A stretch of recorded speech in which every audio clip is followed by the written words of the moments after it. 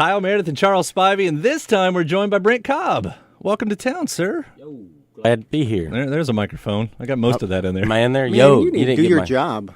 You didn't get my yo You in have there? one job. Push button. You're only showing off now because you've got one of your favorite artists in the studio. Yeah. Brent Cobb's in town tonight with Nikki Lane, right? Mm-hmm. Over to Headliners. Great to have you in town. We've been a big fan of this record, Shine on Rainy Day, the major label debut, the actual, second, third record? Yeah, I guess it's second full-length record. I did an EP in between. Yeah. We were trying to figure it out earlier. You have the artists who, they do their first record, and then life happens, and you make it to the major label, and suddenly that first record just disappears. Yeah. Yeah, I hope it gets dug back up someday. I'm not. I have it. I love your new album, so I love it. But it sounds so different from that first record. Wow. I was like, is this the same guy? Well, I was 17. I was 18 on that. So it's not the same guy. Yeah, not the same guy. Totally different. It's interesting, and it's something else Charles and I were talking about. Like what happened in between to take the musical shift, other than just naturally aging? I mean, what is that to go from what's sort of more of a, I don't know, what would you call it, more of an outlaw country type of it's very. thing? I read not too. I didn't realize this, but that it sounded very Shooter Jennings to me. Like that first record, I was like, this is very. And then I read something about. You and like Dave had something to do with Shooter Jennings, and I was like, oh yeah, I totally get it now. This totally sounds like a Shooter Jennings record. But I love that first record. Yeah. Thank you, man. I guess the only thing that really happened is life. I was really young when I first moved to L.A. I was just turned 18. It was the first place I lived outside of Ellaville, Georgia, which is population 1,609.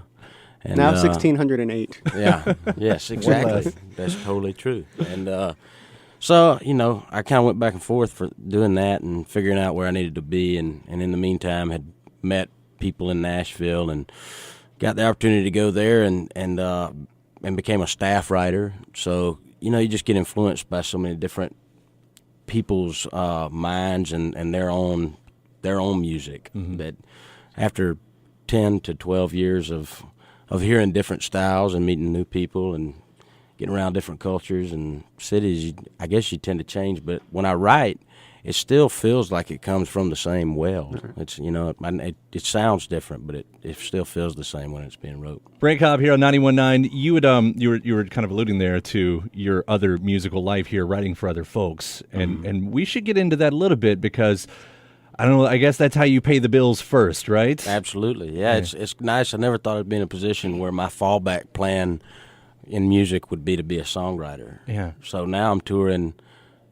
I don't know really why I'm touring. It's definitely not to pay the bills. And yeah, I spent I've been at a publishing company now for about 8 years as a staff writer on Music Row. That's historically what Music City is known for, and a lot of my heroes did that, and somehow I landed a really cool deal with a lot of good people, and I've been at the same company, Carnival Music. I go in and I co-write the same way anybody goes into their normal job. I'll usually get started around 9, and I'll write till about 3 or 4 with sometimes myself, and sometimes with a co-writer, and then sometimes with a second co-writer, and hope for the best. Yeah, I think Ray Wiley Hubbard says that's the way to do it because it pays tens of dollars. Yeah, exactly. That is so true. But your heroes, I mean, you're right. That's Willie got started like that. Christopherson got started like that. They all did it. And in the meantime, though, you write your own songs. And what do? Are those not in the room there? Are those back in the bedroom? And you say, no, this one's mine. I don't know how, but I've always written for myself. And I've had 33 cuts. I counted them the other day, which is. It's really hard to get cuts nowadays. Nobody wants to cut outside songs, and everybody wants to be a writer. They want that writing piece. Everybody, right? Yeah. And back in the day, they would say, performers or artists and writers, and now it's everybody wants a little piece. A word for a third. Yeah, and so it's pretty. It's competitive, and I don't know, man. It's been a good last several years. Yeah. Well, do a little bragging. Who are some of the bigger? What are some of the bigger songs and the artists that you put out there? I've written for Luke Bryan. He could have recorded a song of mine, Tailgate Blues. The first one I ever had recorded was the Oak Ridge Boys. Awesome. It was Hold Me Closely was the name of the song. I wrote the song when I was like 16 years old. Wow. I know. And Little Big Town has recorded a couple of my songs, and Miranda Lambert has recorded a couple songs, and we write together, and it's just been an amazing short life that I've lived here. I have an amazing young life. She did that song of yours on the Southern Family record, right? Yeah. Well, we wrote that one together, actually. Yep. Sweet By and By. And, we sang that. I was able to sing on that one. We did it in RCA. It was, have you been in that studio? Oh, it's beautiful. Gosh, man. Yeah, it's. I went to a Lucinda Williams interview in that studio, and I didn't want to leave. Is that Americana Fest? Yeah. Yeah, it was funny too because that studio now, Dave has obviously taken that studio over, and but when I got to Nashville, Dave was still in L.A., and the first demo session I did in town was in RCA Studio A, and now it's like full circle, you know. That's where he records now. That's where I'm sure we'll record my next record. So cool. And he brought a guitar, and we're going to hear some songs. So let's jump in on one of those right now, and then we'll hear about the record here in just a few moments. What do you got for us first? What are you thinking, Digging Holes? Oh, I love it. All right. Do it. This is the simplified version of Digging Holes. There's a lot of rhythmic stuff going on that track. Well, I ought to be working in a coal mine, neck deep in black lung soot, swinging a pick at that mountainside halfway to China. I think I would fit right in where the sun don't shine. She's better off alone. Yeah, I ought to be working in a coal mine. Lord knows I'm good at digging holes. Well, I ought to be drilling for that black gold, swimming in that Texas tea. I can make a killing all on my own, selling my misfortune to a family. 'Cause when I hit rock bottom, the deeper down I go. Yeah, I ought to be drilling for that black gold. Lord knows I'm good at digging holes. Well, I ought to be working for the railroad, sweat pouring off my back, hauling away a heavy load. It's a far cry from heaven, down a cold steel track, and I can't take her with me. She's better off without. Yeah, I ought to be working for the railroad. Lord knows I'm good at leaving town.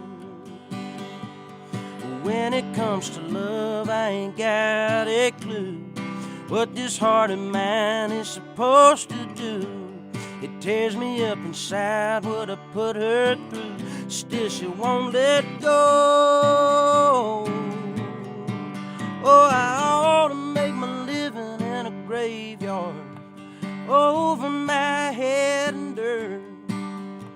If I had a shovel, I'd bury this heart 6 feet down, and my last words would be, I never meant to hurt you. I'm better off a ghost. Yeah, I ought to make my living in a graveyard. Lord knows I'm good at digging holes. Oh, I ought to make my living in a graveyard. Lord knows I'm good at digging holes.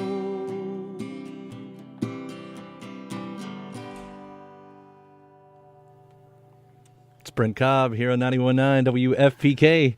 It's a heck of a first one to do, like first song in the morning. After we were up real late last night and drove through the night to get a couple hours closer so we could be on time for this today. So I've been sleeping in the van, and that's a thanks a lot for requesting that one. So clearly I'm not on the mic all the time, but I was back here going, remember, don't sing along. Don't sing along. Had your mic turned down for that sole reason right there. Along. It's Brent Cobb here on 91.9 WFPK.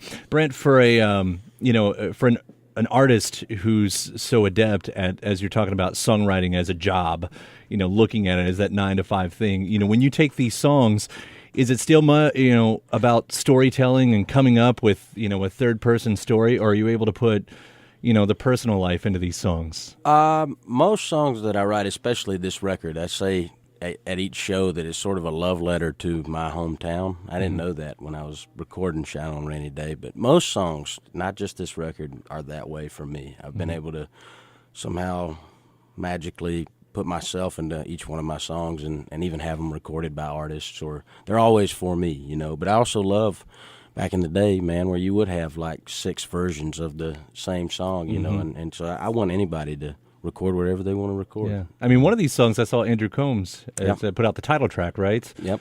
So it didn't matter if that one was just for you. It was already someone else's as well. So. Yeah. It was, and Andrew, when we wrote that, we didn't know one another. It was the first time we had gotten together. And I had the first verse and just the first verse and the chord progression of that song. And we just got to talking about different music that we were into, like Delbert and Glenn, the Delbert and Glenn records, and just a bunch of different stuff. That was mainly Larry John Wilson, and I had not even listened to any of his music, and he had not listened to any of mine. And so once we had talked for a couple of hours, I pulled the I've loved strangers, and thought that he might be into it, and he was. Yeah. And so we actually originally wrote that song. We called it "Thank God for Rainy Days," and we knew that wasn't quite it.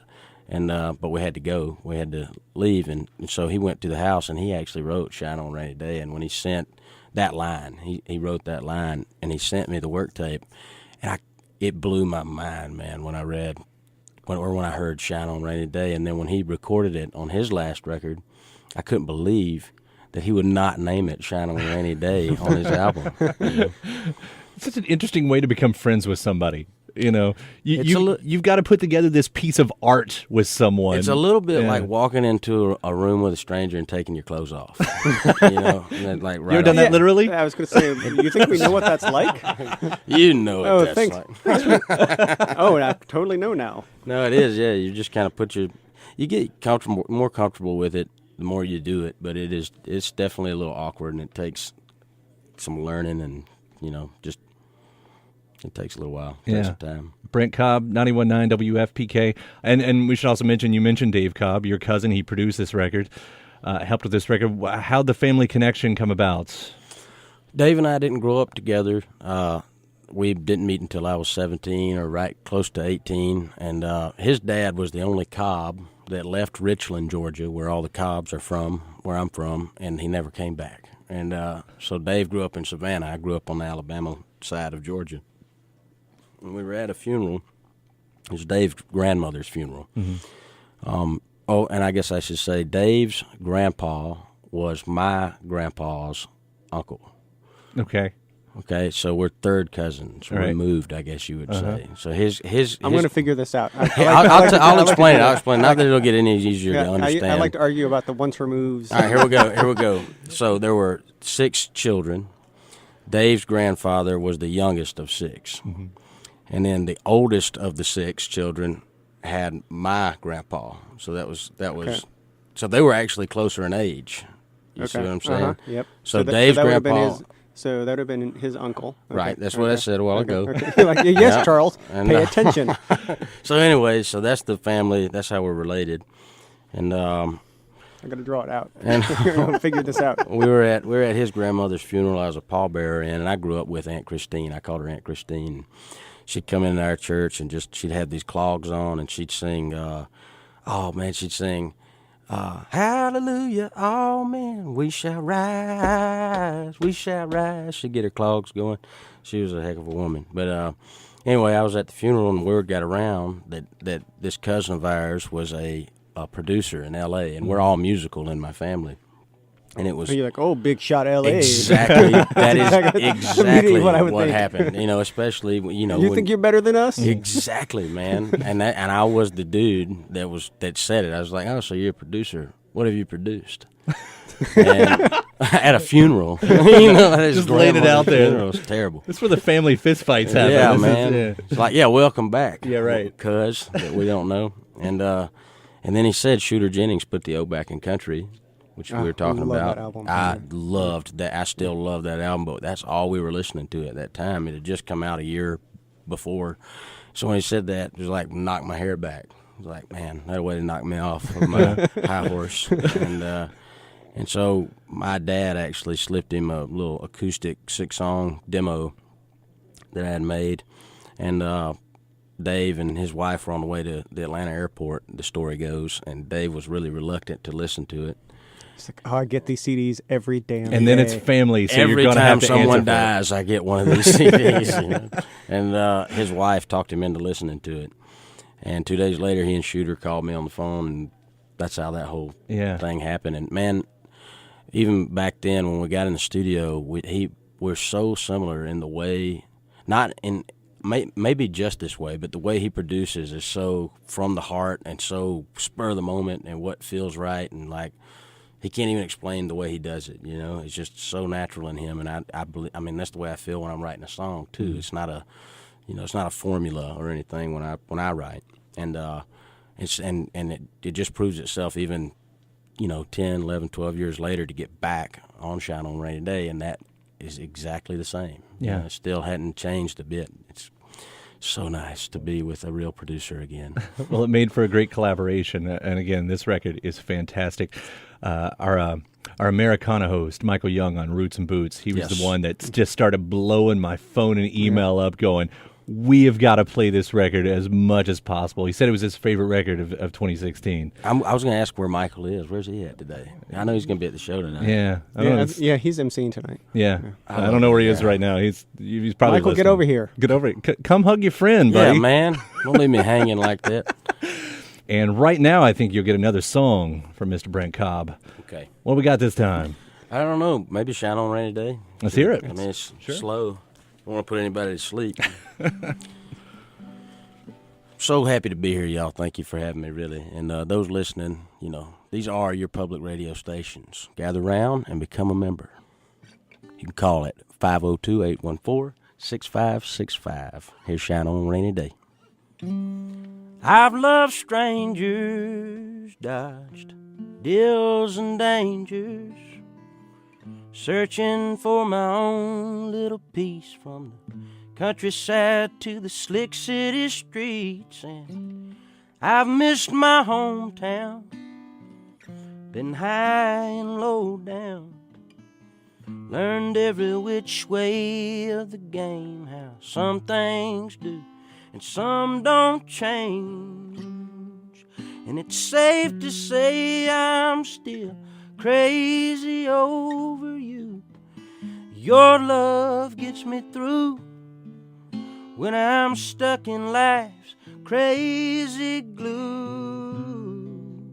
Ain't it funny how little thunder can make a man start to wonder, should he swim or just go under?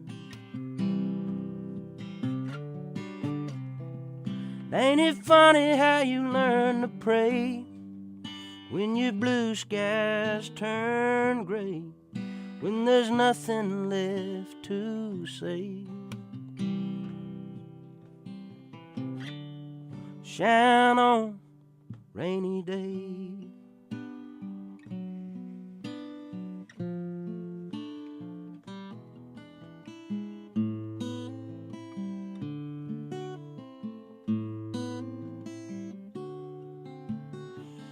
A friend once told me, he said, boy, you sound so lonely.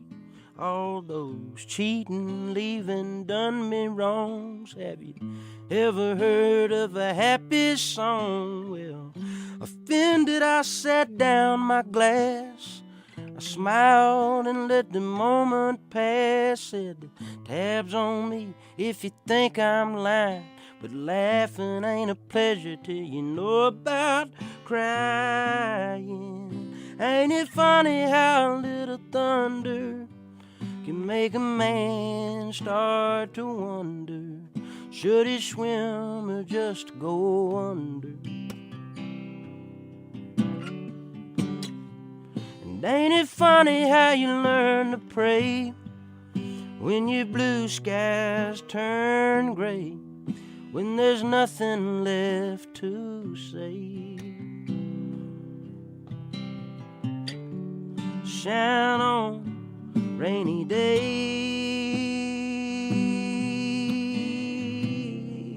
shine on rainy day.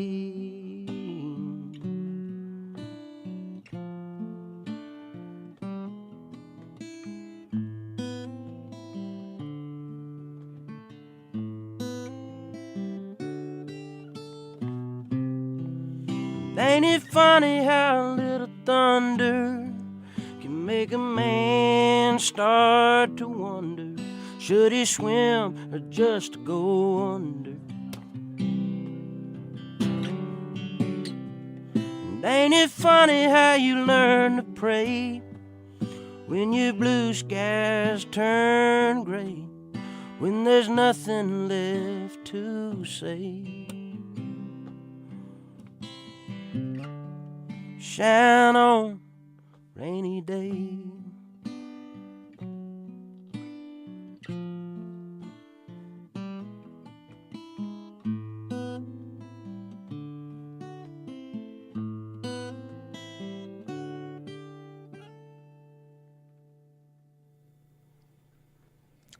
What a perfect little song there. Brent Cobb, Shine On Rainy Day is beautiful. That was really awesome. Hey, I figured it out. I drew a map and everything.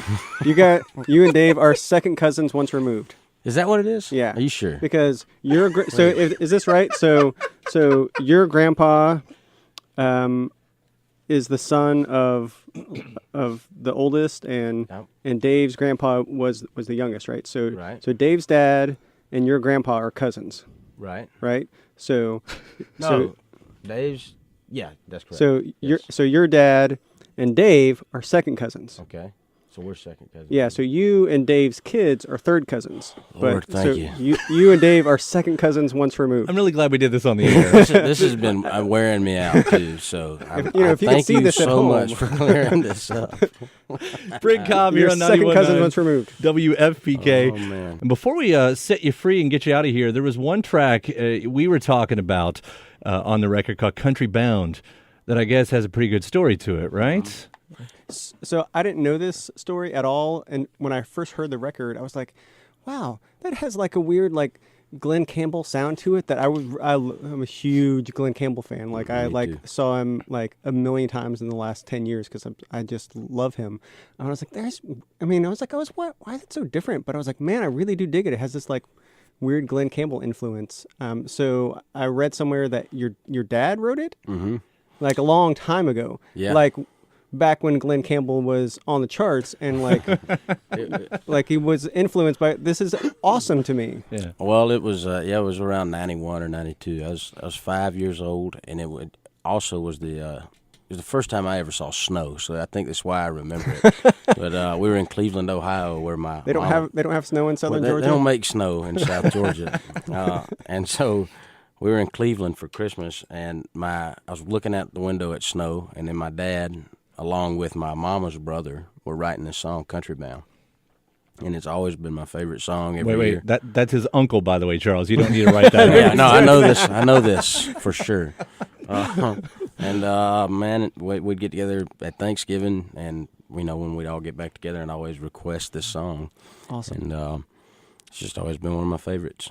Yeah. Well, I'm going to play that one actually off the CD here. Let people hear something from the album, but and we'll let you get on. I know you got to get out there and get ready, but thank you so much for dropping by here and sharing the stories and the music with us today. Thank y'all, and just thank you so much for what you do. And it's just I love honest music, and that is on all sides of the fence, And so I know that this show is this public radio is just so honest. Yeah. And so thank goodness for honest people, honest music. Thank y'all for having me. We say the same thing about you and your music, man. We really do appreciate it.